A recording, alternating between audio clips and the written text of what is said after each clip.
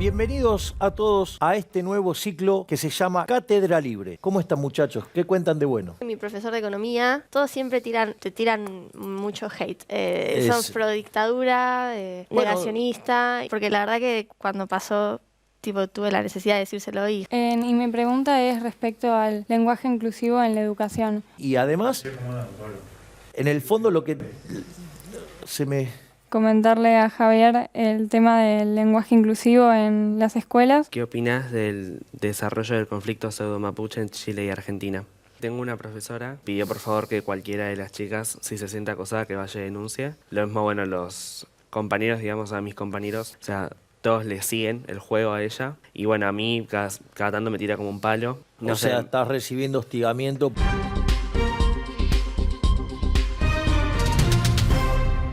Bienvenidos a todos a este nuevo ciclo que se llama Cátedra Libre.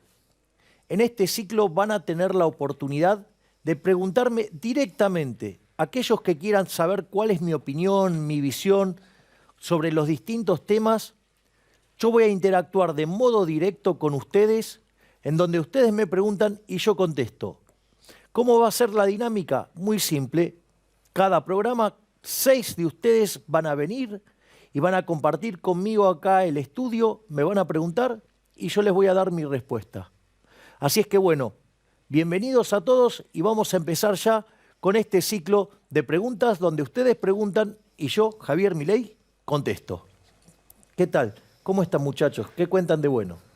Bien. Muy bien, Javier. Muy bien, Javier. Así es que bueno, ustedes son los primeros, así es que arranquen con sus preguntas. Ustedes preguntan, yo contesto.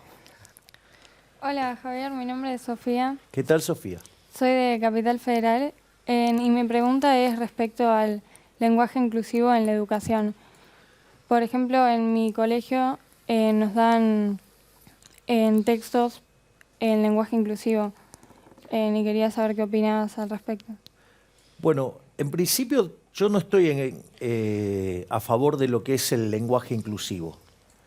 Es decir, en rigor, si vos querés hablar lo que vos quieras, vos lo podés hacer libremente. Y es una elección tuya de cómo decidís comunicarte o interactuar con el resto de las personas. Lo que a mí me parece mal es que desde lo que es... ¿Vos estudiás en una institución estatal?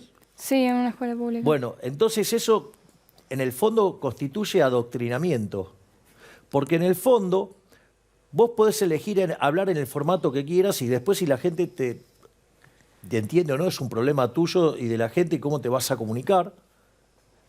También, digamos, hay una cuestión que tiene que ver con el uso del idioma español, que suele ser vulnerado con ese tipo de lenguaje.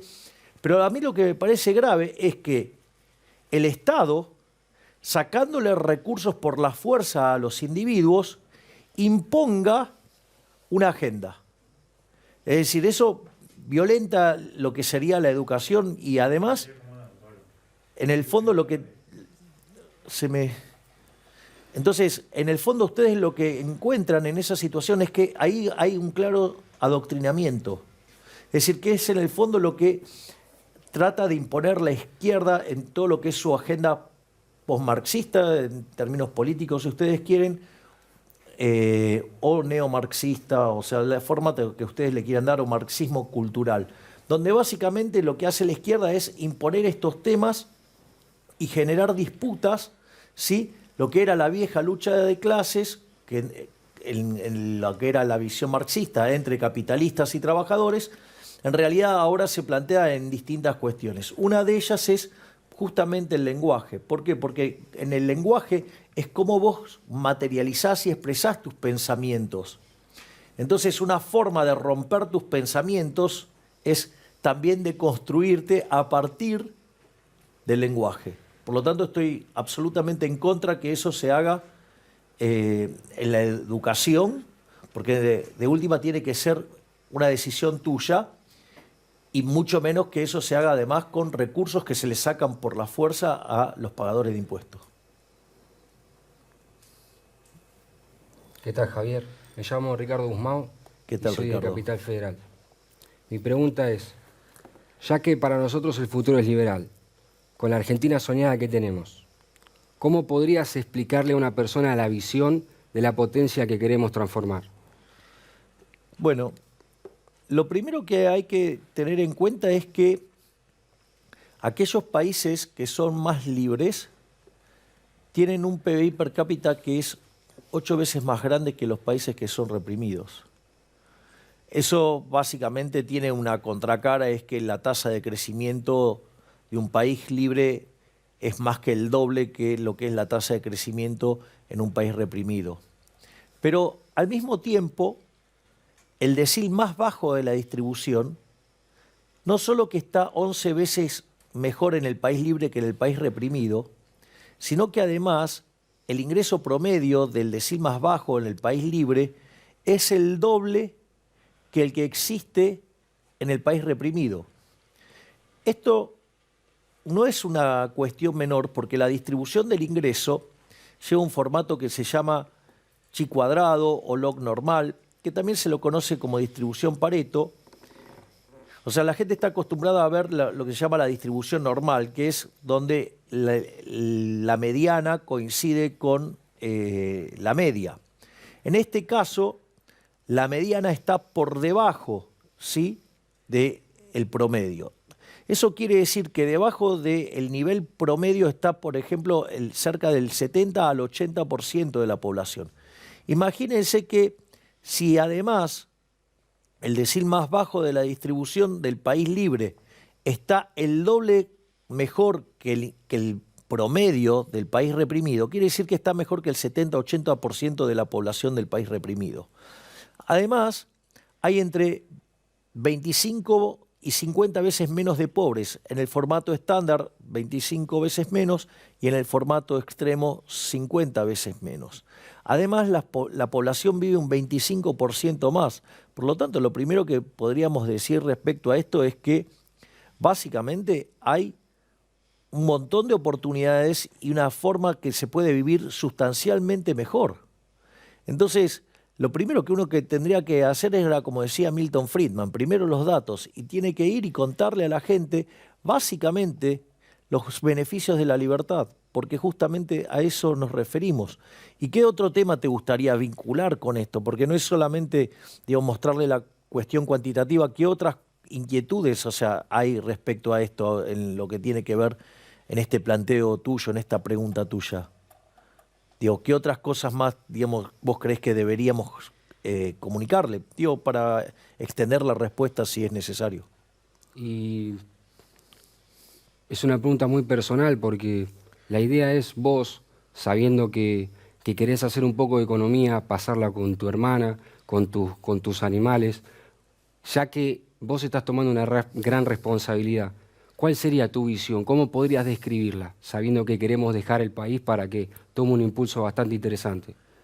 Mira, yo digo, hay una cuestión que es, ahí en lo personal es, una vez que yo culmine lo que yo considero mi ciclo en la política, es una cuestión que es, bueno, una vez terminado eso, a diferencia de lo que ocurre con otras personas que están involucradas en la política, lo que tiene que ver en mi cuestión personal, yo, digamos, una vez que termine mi ciclo, mi idea es dejar la política, básicamente para dedicarme a las cuestiones que a mí me generan más satisfacción personal, y eso hace que sea una forma distinta de encarar este tipo de cuestiones. ¿Por qué?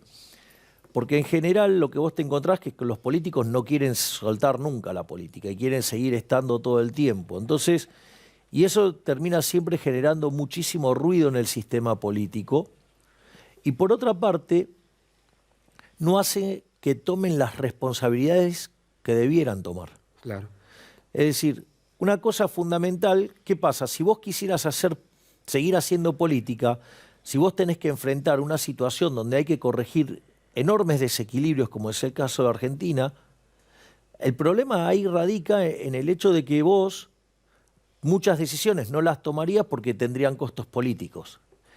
En mi caso particular, como, a ver, mucha gente ingresa a esto para tener poder y para poder hacer cosas que en su vida personal, sin el aparato represivo del Estado de su lado, no lo podría hacer de ninguna manera.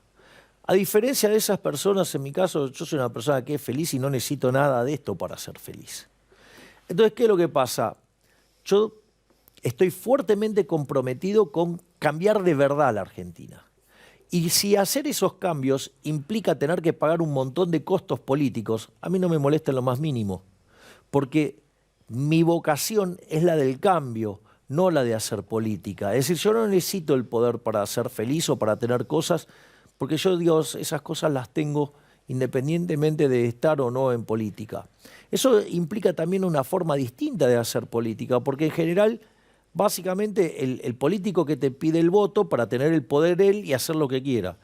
Yo digo, cuando te pido el voto, en realidad lo hago para devolverte el poder a vos, justamente. Entonces, eso implica una forma de ver el tema de la política totalmente distinto.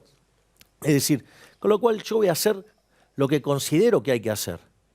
En ese sentido, yo tengo una visión de lo que hay que hacer, sé cómo hay que hacerlo, tengo la convicción para hacerlo, y en ese sentido, si yo tengo que pagar costos políticos por hacer lo que hay que hacer, yo no tengo ningún tipo de problema, porque una vez terminado mi ciclo en la política, yo voy a dejar la política. O sea, esa es una cuestión, digamos, personal mía. Entonces, eso hace que se enfoquen las cosas de manera distinta. Vos fíjate, cuando yo, por ejemplo, hablo de las reformas, que yo hablo de tres generaciones de reformas, y hablo de los procesos de convergencia. El proceso de convergencia es el tiempo en el cual un país que está, digamos, en desarrollo, ¿sí?, o un país emergente, si vos querés, tarda para alcanzar el estadio de un país desarrollado. Ese proceso que se llama convergencia en la literatura del crecimiento económico, Argentina para alcanzar a Estados Unidos en dinámica tardaría 35 años. Entonces yo no estoy planteando una agenda de 4 o de 8 años.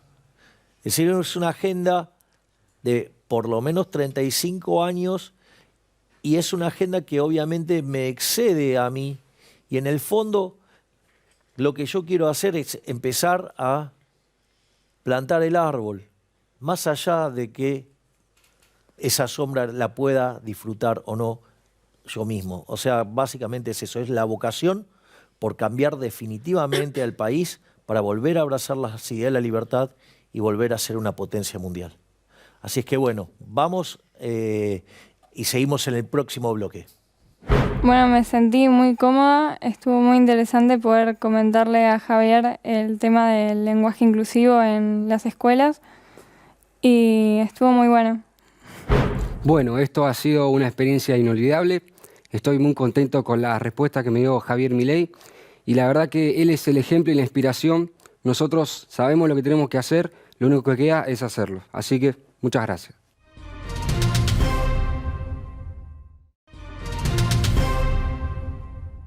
Bueno, seguimos ahora en el segundo bloque de este ciclo que básicamente ustedes me tienen que preguntar.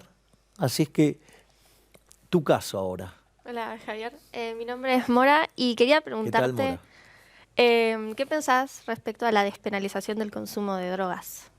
Bueno, ahí lo que siempre es muy importante respecto al consumo de droga es si vos tenés o no estado de bienestar, si ese estado de bienestar se dedica o no a la salud.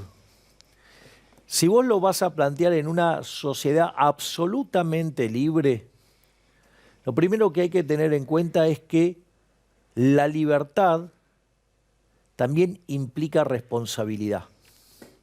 Entonces, si vos lo quisieras plantear en el caso más extremo, lo ponemos en un contexto filosófico, por decirlo de alguna manera, y planteamos el anarcocapitalismo y nos ponemos el traje de los Sácratas, en ese caso vos lo que estarías haciendo es tomar una decisión que podría ser consumir drogas y básicamente como vos te vas a hacer cargo de tus decisiones y obviamente vas a pagar los costos de tus decisiones, yo no tendría por qué estar metiéndome en eso. Es decir, no tendría que haber ningún tipo de intromisión, o sea, vos lo tendrías que poder hacer libremente, ¿sí? Ese es el primer contexto. Ahora, ¿cuál es el problema cuando vos tenés Estado y ese Estado además es un estado de bienestar que además se ocupa de los temas de salud? Es decir, y forma parte del gasto. ¿Cuál es el problema? El problema es que, claro, vos podrías drogarte. Ahora el problema no es que vos te drogues solamente. El problema es que vos no vas a pagar los costos de drogarte, es decir, los vamos a pagar todos nosotros. Entonces, ¿cuál es el problema? Que ahora tus decisiones, donde cuando vos te decidas drogar, eso va a tener impacto sobre tu salud, eso va a tener impacto sobre tu desempeño laboral, eso va a tener un montón de costos que ahora no los vas a pagar vos, sino que los va a pagar el resto de la sociedad. Entonces, y esos recursos a vos te los están sacando por la fuerza. Entonces, básicamente, cuando aparece esa situación, lo que vos decís es, no, bueno, entonces si yo tengo que estar pagando la cuenta de tus decisiones, no solo por cómo afecta a la salud, sino cómo además va a afectar a tu capacidad de generar ingresos y eso además va a implicar que además después te tengamos que estar subsidiando, entonces decir, no, yo no quiero pagar los costos de tu cuenta. Y si me los vas a hacer pagar por la fuerza, porque eso es lo que es el Estado, o sea, el Estado, nadie paga voluntariamente los impuestos. Recuerden siempre que yo no me voy a cansar de repetirlo. Mises decía, mientras que los socialistas sigan repitiendo sus mentiras, nosotros los liberales les vamos a seguir contestando con nuestras verdades, que es el hecho de que a vos esa plata te la sacan por la fuerza. O sea, entonces, a ver, o por el caso, no sé, de Al Capone. Al Capone lo acusaron de traficante, lo acusaron de asesino, pero terminó yendo preso por no pagar impuestos. Es decir, que la de la casta no se toca. Entonces, ¿cuál es el problema? El problema es que los impuestos te los van a sacar de todas maneras, entonces lo que vos decís es, pará, entonces yo quiero que esa cuenta quede más controlada, que quede compactada. ¿Por qué? Porque yo me estoy haciendo cargo de la cuenta. Entonces, en ese sentido, cuando vos tenés estado de bienestar que se ocupa de la salud, vos tenés todo el derecho de decir, no, pará, yo no quiero pagar esto. Además, ahora cuando aparece esa prohibición, aparece también otro efecto colateral, que es el hecho que se genera fuera del mercado, propiamente dicho. Como vos vas a tener restricciones, eso va a generar retornos extraordinarios, porque vos vas a tener que luchar contra el aparato legal, cosa que pasaba en la ciudad de Chicago en la década del 20 con la prohibición del alcohol. ¿Sí? De hecho, Eliot Ness, hay películas sobre Los Intocables, era muy eficiente. Eso implicaba que entonces los retornos de estar en la actividad paralela eran muy grandes. Y eso que hacía atraía gente peligrosa. Entonces, que resolvía sus diferencias como a los tiros. En ese contexto, ¿qué es lo que tenés? Que básicamente, cuando vos pones estas restricciones, también tienen que un costo en términos de seguridad. Entonces, lo que vos tenés que considerar ahora es, por un lado, sí, te vas a estar ahorrando todo lo que tiene que ver con la cuestión de que vos no te drogues, entonces todos los gastos asociados a cubrir tu salud y todos los efectos en términos de ingresos, pero aparece otra cuestión que son todos los costos asociados a que haya un mercado paralelo y la violencia que ello genera, entonces vos tenés que ahí compensar.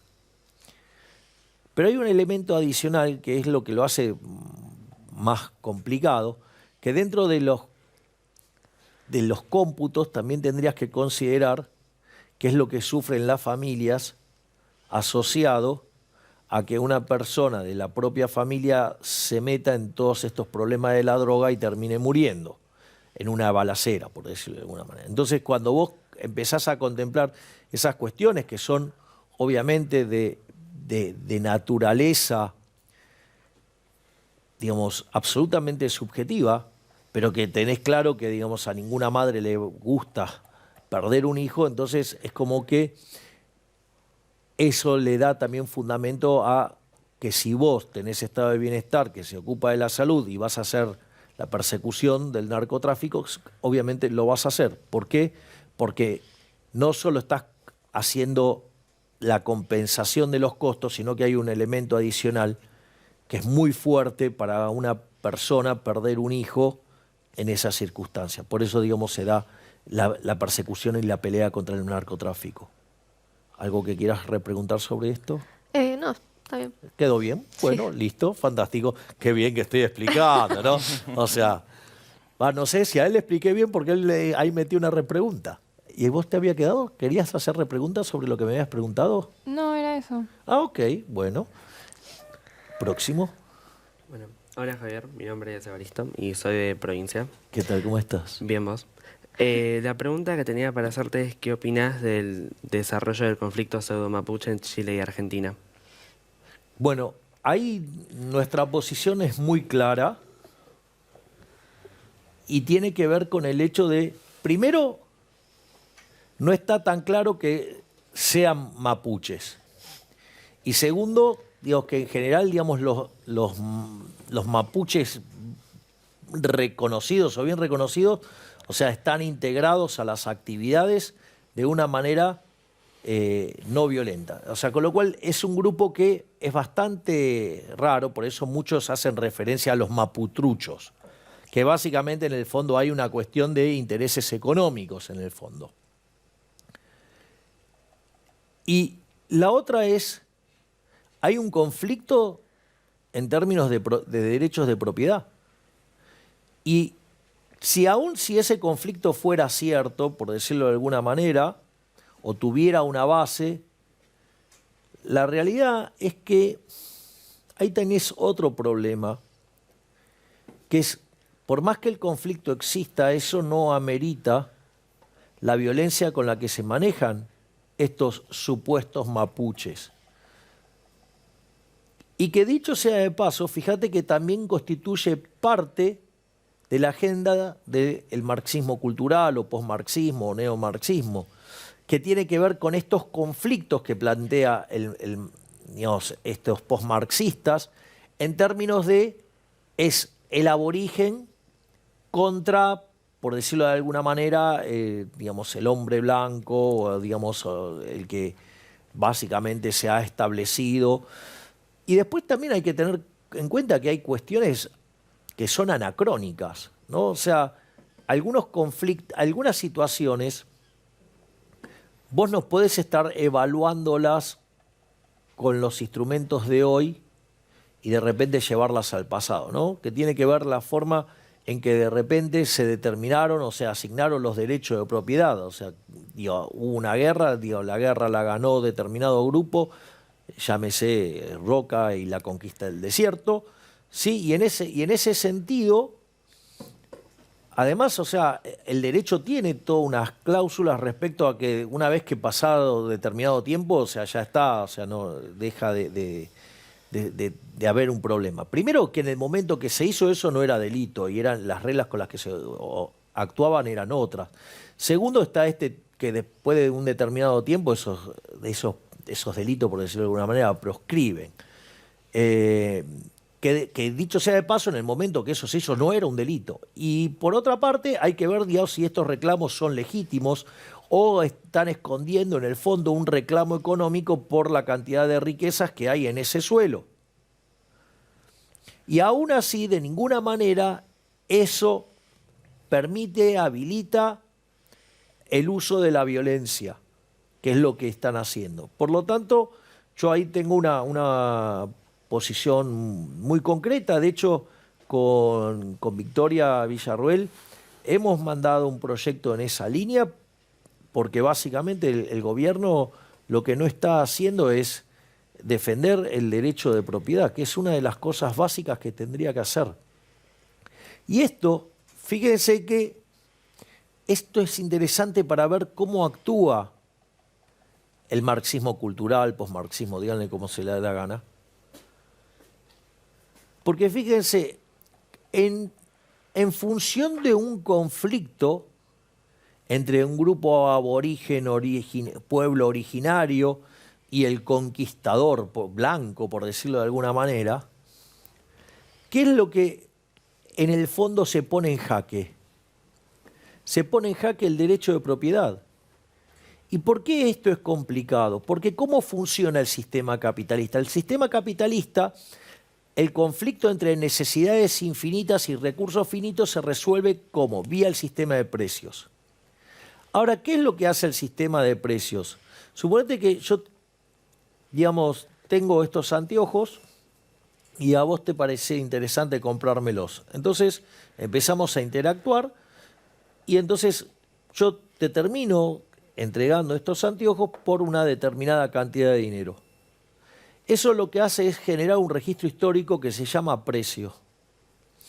El precio básicamente es un mecanismo de transmisión de señal donde va a haber gente que va a querer comprar y va a haber gente que a este precio va a querer vender. Por lo tanto, se coordinan respecto a esa señal de precios y si hay una diferencia entre demanda y oferta, lo que va a ocurrir es que va a ajustar el precio y eso es lo que va a coordinar al sistema económico. Vos fíjate que lo que está haciendo el marxismo cultural con esta lucha entre el aborigen y el hombre blanco o el conquistador es dinamitar el derecho de propiedad. Es decir, que es una forma de atacar al sistema capitalista, pero desde la cultura. Así es que bueno, hemos terminado otro bloque y nos vemos en el siguiente, que todavía quedan más preguntas. Fue una muy buena experiencia, obvio que me encantaría repetirla y fue la verdad también muy satisfactorio poder decirle a Milei en persona cómo adoctrinan, porque la verdad que cuando pasó, tipo, tuve la necesidad de decírselo y jamás me imaginé que iba a poder, así que esa fue muy buena experiencia, recomendable. La verdad que estoy muy contento, fue una experiencia única. La verdad que Javier respondió todas las preguntas de forma concisa y estoy muy de acuerdo con todas sus respuestas, así que gracias.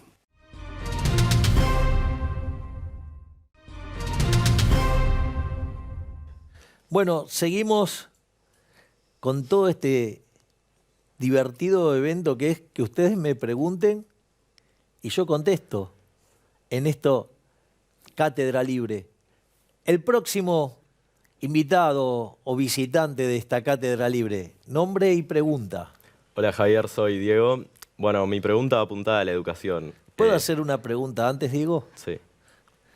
Sos como una suerte de Bill Wyman joven. ¿Sabés quién es Bill Wyman? No. Ese es el gran momento para mí de demostrar que sé de los Rolling Stones. Bill Wyman era el bajista de los Rolling Stones. O sea, la formación original de los Rolling Stones, la banda de rock and roll más importante de la historia, que arrancó en 1962, Mick Jagger, Keith Richards, que siguen girando por el mundo. Después estaba Brian Jones, que después fue reemplazado por Mick Taylor, que después fue reemplazado por Ron Wood, que Ron Wood sigue.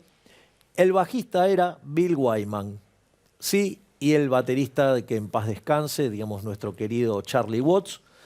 Y Bill Wyman, que era el bajista de los Rolling Stones, después de la gira del disco Steel Wheels, que está volcada en el disco Flashpoint, dijo, yo no sigo, pero digamos, o sea, sos como una suerte de Bill Wyman joven. Así que mirá el centro que te tires, estimado Diego. Cuénteme sobre su duda sobre temas de educación. Bueno, la pregunta en concreto sería, ¿qué pensás del nivel de educación actual? ¿Qué modificarías y cómo lo harías?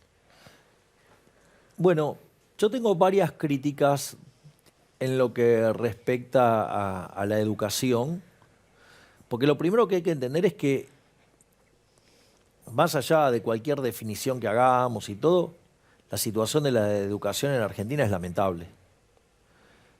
A ver, Argentina es el primer país que eliminó el analfabetismo en el mundo. Y sin embargo, hoy cuando miramos las pruebas PISA, Argentina está entre los peores de América Latina. Argentina solamente tiene en el lote de excelencia menos del 1% de los que participan. En algún momento Argentina fue expulsado de las pruebas PISA por sesgar la muestra, es decir, que no se tomó una muestra representativa, sino que se buscó poner los colegios de mejor desempeño y aún así tuvimos estos números deplorables. Hoy más del 50% de los chicos no terminan la secundaria. No solo eso, sino que además el 50% de ellos además no pueden comprender un texto. El 70% no puede resolver un problema de matemáticas, con lo cual es una situación extremadamente complicada.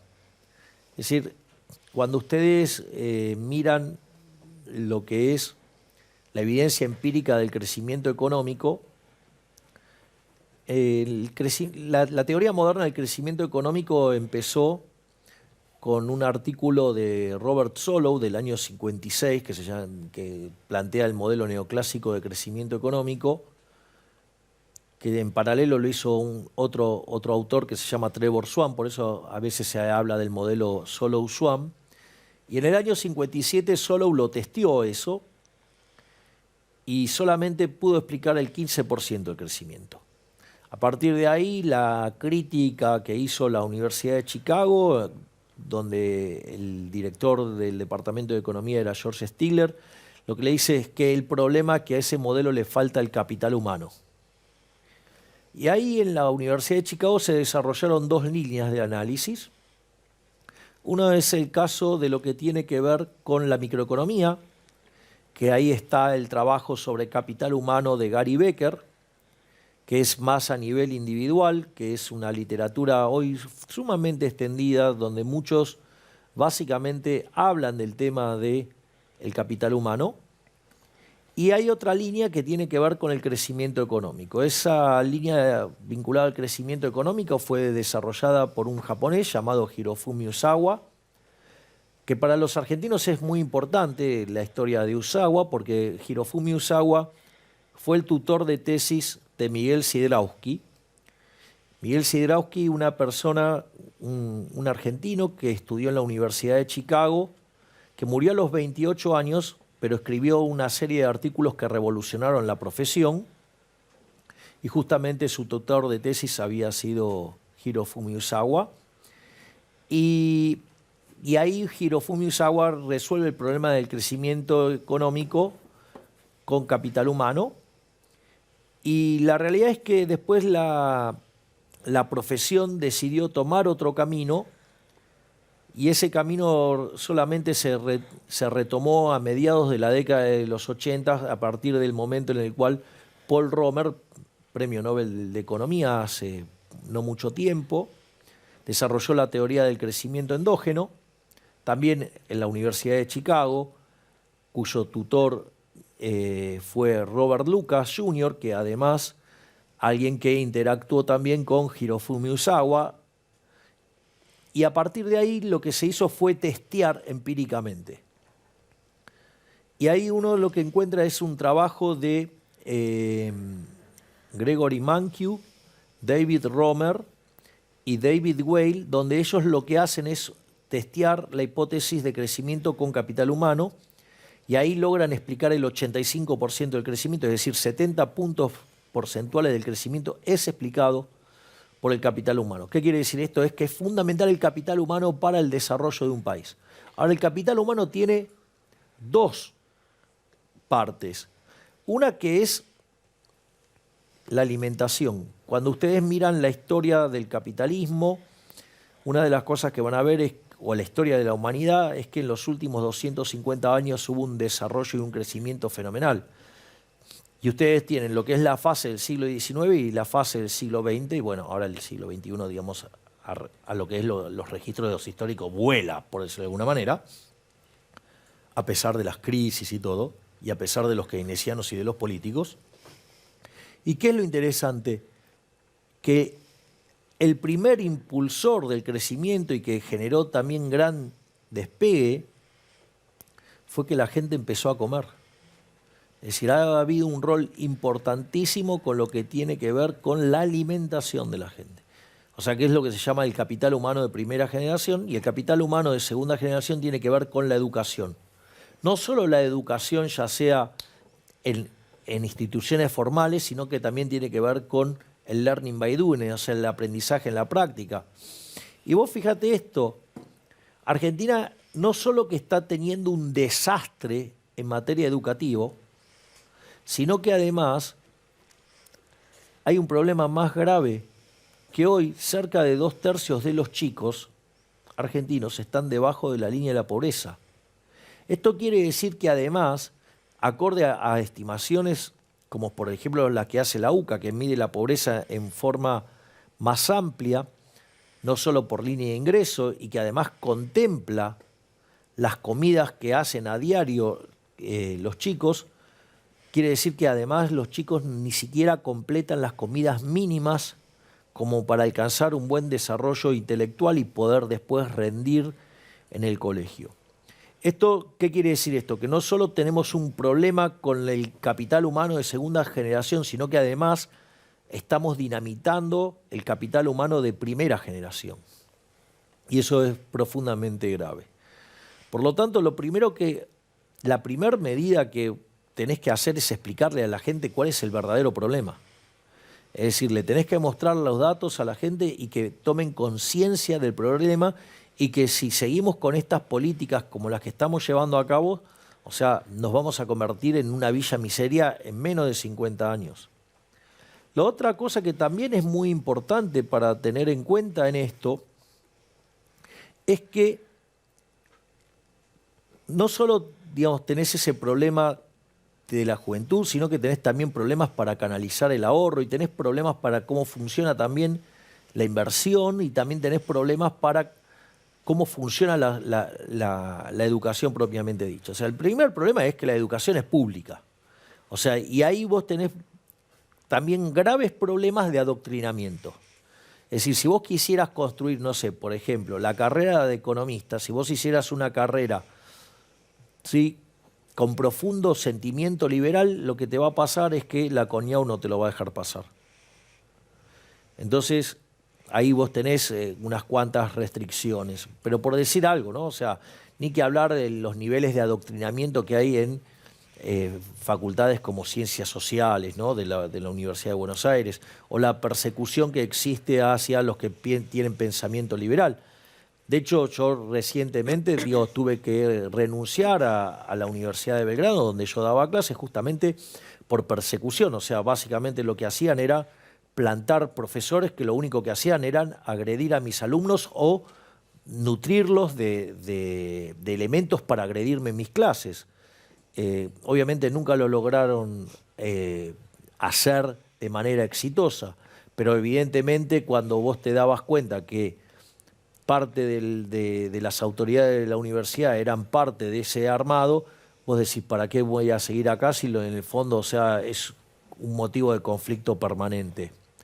Por lo tanto, la forma en la cual se arregla el tema de la educación es entender todas estas problemáticas, y una de las cosas que yo propongo es que haya competencia. ¿Y cómo lográs competencia? Si vos tenés una competencia desleal, si vos ahí lo que tenés es instituciones que no cobran e instituciones que cobran. En realidad, para que haya competencia, todas deberían ser aranceladas, y lo que vos tenés que hacer es, si la población se puso de acuerdo en que tiene que haber educación, eso se financia con el pago que hacen los argentinos en este caso, y vos ¿qué harías? Darías vouchers. Entonces, al estar, si vos querés, subsidiando la demanda, eso obligaría a las instituciones educativas a competir. Entonces todos tendrían acceso a la educación, pero esa educación sería de mejor calidad. Y las que lo hacen mal quebrarían, y los que hacen bien progresarían, y eso lo que generaría es que mejore la calidad de la educación. Pero nada sirve todo esto si antes a la gente no les das de comer. Así es que bueno, acabamos de cerrar un bloque con un tema súper interesante, y vamos a ir ya al último bloque con la última pregunta. Y si queda algo de tiempo, quizás hasta podemos debatir los 7 juntos. Así es que bueno, los veo en el próximo bloque. Excelente la experiencia de poder preguntarle a Javier sobre la educación y su visión sobre los cambios que implementaría. Siento que me dio una respuesta satisfactoria a la pregunta que había hecho, y bueno, me pareció una muy buena experiencia por preguntarle de frente a Javier lo que pensaba.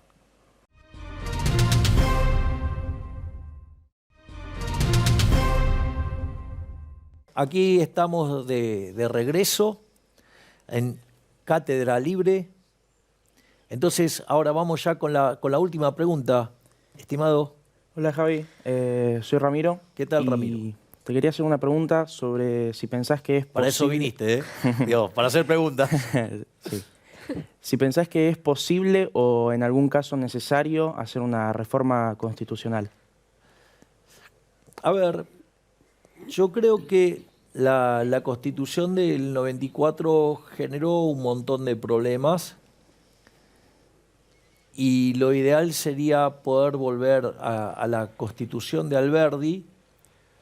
El problema es que eso abre una caja de Pandora y me parece que hay demasiados riesgos para una idea de esas características.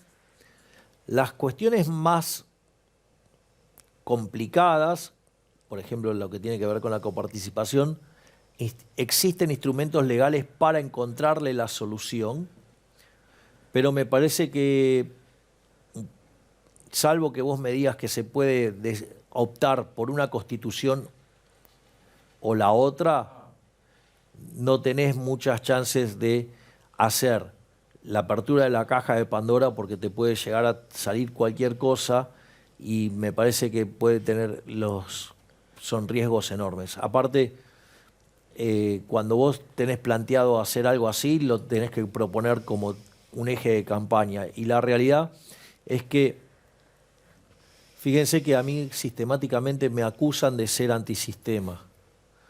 Y eso es falso, porque yo me metí dentro del sistema y compito con las reglas del sistema, no hago trampa como hacen otros que utilizan recursos del Estado para perseguir a opositores, para operarlos, para hacer operaciones de difamaciones y persecución.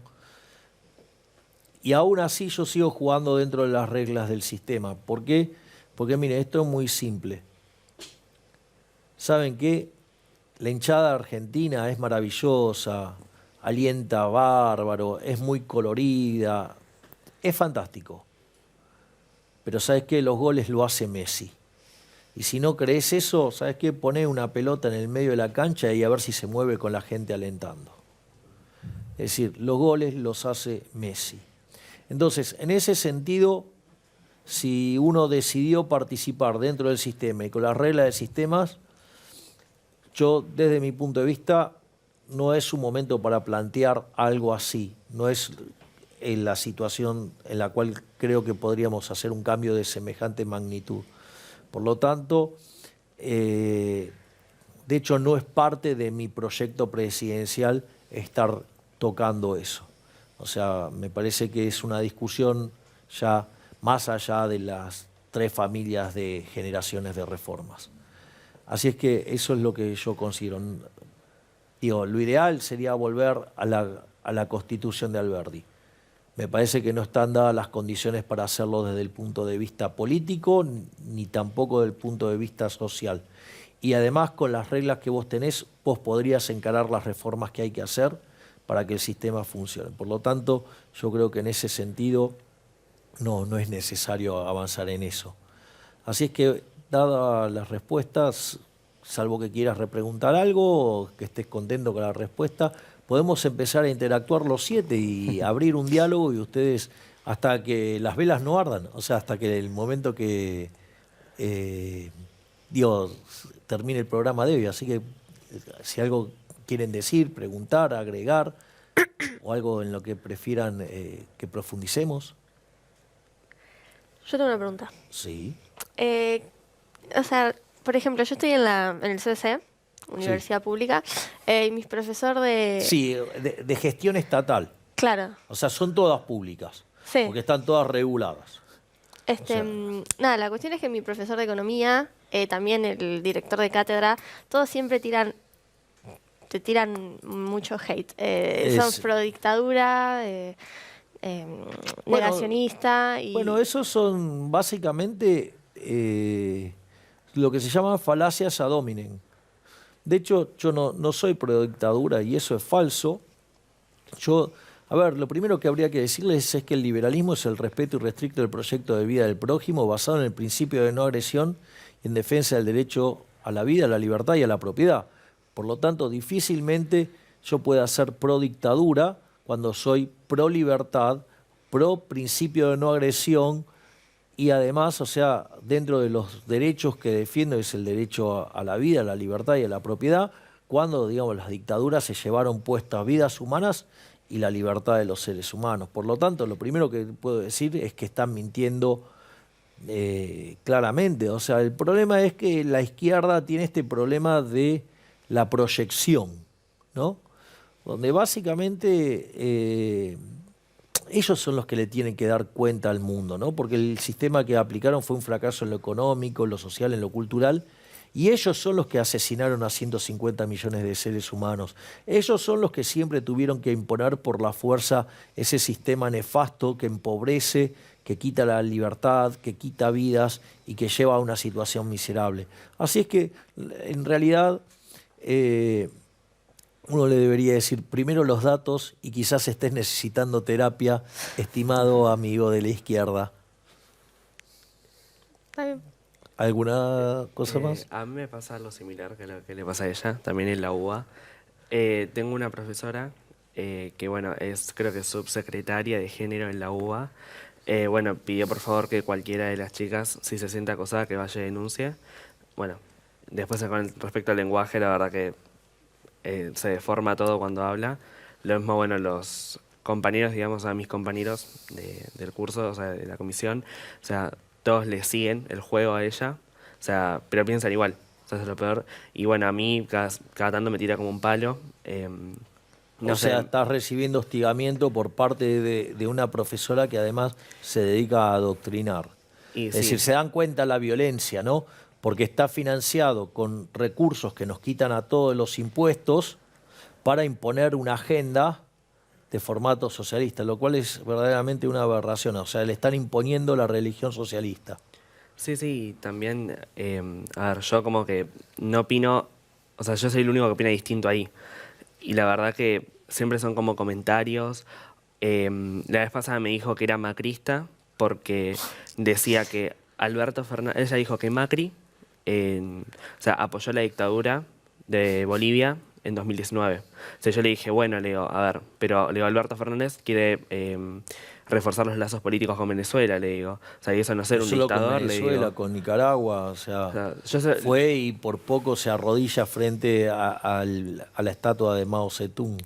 Por eso, o sea, y yo le digo eso y me dice que yo soy macrista por pensar así. O sea, a ver, o sea, yo para pensar no es ser macrista, es tener sentido común. Pero vos, no, pero vos te das cuenta, ¿no? Lo grave, porque se supone que tu profesor te tiene que estar dando clases, no, digamos, o sea, llevar a una discusión política. Mirá, yo, por ejemplo, daba, lo último que estuve dando en la Universidad de Belgrano era Teoría Monetaria 1 y 2. Mi posición respecto a la teoría económica es clara, o sea, yo me manifiesto adherente a la escuela austríaca del pensamiento económico. Sin embargo, cuando yo daba clases,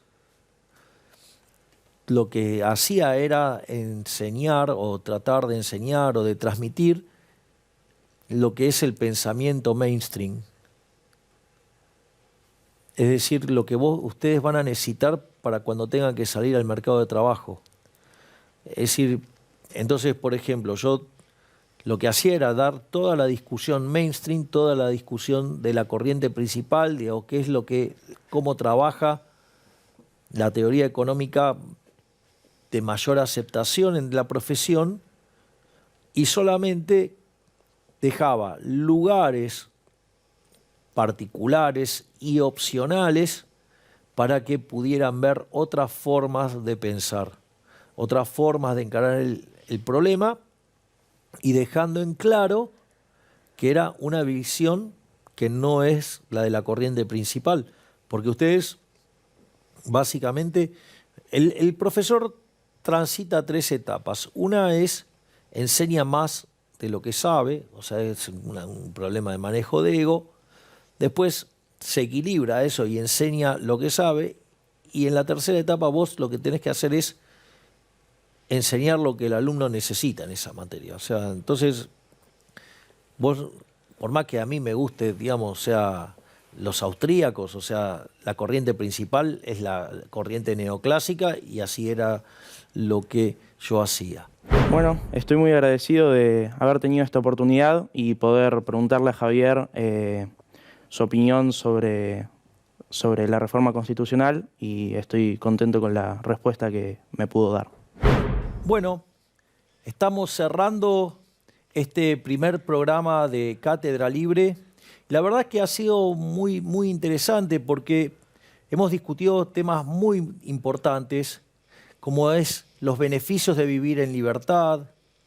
Hemos estado discutiendo acerca del lenguaje inclusivo y cómo el marxismo cultural, el posmarxismo, busca desde ahí contaminar el funcionamiento del sistema capitalista. Hemos hablado de la problemática de la droga y su despenalización y bajo qué circunstancias eso tiene sentido y bajo cuáles no. También hemos hablado sobre la problemática mapuche y también lo hemos interrelacionado con el caso de cómo es una de las tantas formas en las cuales el marxismo cultural o el posmarxismo intentan contaminar al capitalismo y arruinar nuestra vida. Y lo más importante, estuvimos discutiendo sobre educación y crecimiento. Y lo que me pareció mucho más interesante todavía fue toda la cuestión del adoctrinamiento. Los chicos me contaban fuera de cámara que a aquellos que tengan la osadía de mencionarme o mostrar que adhieren a las ideas de la libertad y en especial al trabajo que estamos haciendo desde La Libertad Avanza, que obviamente, digamos, yo estoy al frente de esa situación, van a ser perseguidos y van a ser bochados, y eso me parece de una gravedad enorme. Y esto no es nuevo, porque a mí me consta que un profesor de la Universidad de Buenos Aires que tiene 35 cursos de economía a cargo, se lo contó una vez a un amigo mío porque creyó que era de los liberales que son antagónicos a mi persona, y entonces él mismo contaba básicamente que aquellos que adhirieran o señalaran alguna adhesión a mi persona, la orden es bulinearlos, perseguirlos, inducirlos a que abandonen y si no abandonan, bocharlos. Por lo tanto, hoy han surgido un montón de elementos extremadamente positivos y creo que es un buen puntapié inicial para seguir con este proyecto hermoso que es Cátedra Libre, donde vos discutís conmigo cada una de las cosas que a vos te interesan. Muchísimas gracias y hasta el próximo programa.